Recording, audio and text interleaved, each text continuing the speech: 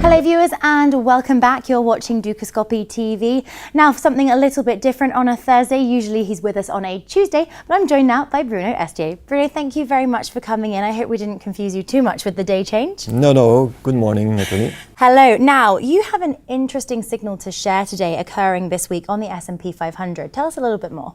Yes, I think we had on Tuesday this black candle is an interesting pattern because it made a new high at 1968 and then closed all the way down, engulfing 3 previous days and closed near 1950.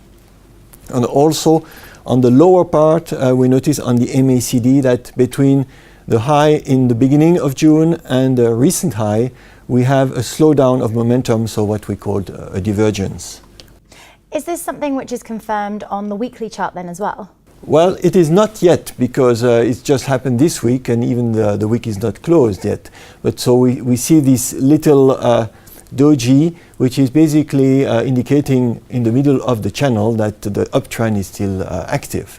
Of course, if we look a bit more carefully on the stochastic weekly here, we notice the same kind of divergence that we noticed before. So that means that there is a good likelihood that the path is not going to be upwards directly, but more on a sideways basis, probably between 1970 and 1930. Are we noting any other signs of worry then alongside that? Well, usually when the market gets into a correction, investors moved into defensive sectors. And at least it is exactly what's happening here. We have on the upper part the relative strength of the healthcare sector divided by the S&P, and we see that in the last 10 days it's rising up quite strongly. At the same time, nominally the healthcare sector is making a new high.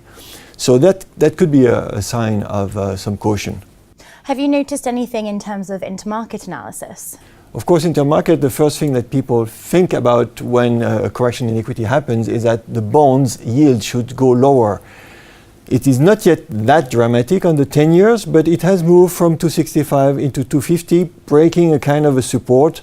It is really at an important level. This 250 levels is going to be a key level to watch.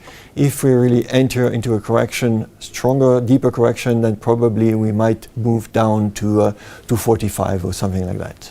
I guess there is a fear rising as well. The fear is not yet rising fully, but it has stopped declining at least. We noticed on the weekly basis that every time we go below 11%, it rebounds quickly, but remains below 13 or 12.5%. That's exactly what happened last week. It went below 11 and moved back up. So far it is not yet giving a clear signal of increase of fear. That would come with a rise above 12%. And if we look, remember a long-term chart that we show previous time, we notice that we are trying these inroads below the 11%, but like in 206, these inroads can take a few weeks. So that means that the process of topping on the equity market, on the S&P 500, if it moves up and be toppy for a few weeks, will also be reflected here by the same movement around 11% as we had in 206 before eventually it moved up. So as we are coming to the end of June and end of the second quarter, we notice that we enter the third quarter, and during the summer we are going to probably meet a fall in the fall, but we need to be a bit patient. Bruno, thank you very much for coming in. You're welcome. For more FX news and analysis, do stay tuned to Dukascopy TV. For now though, it's goodbye.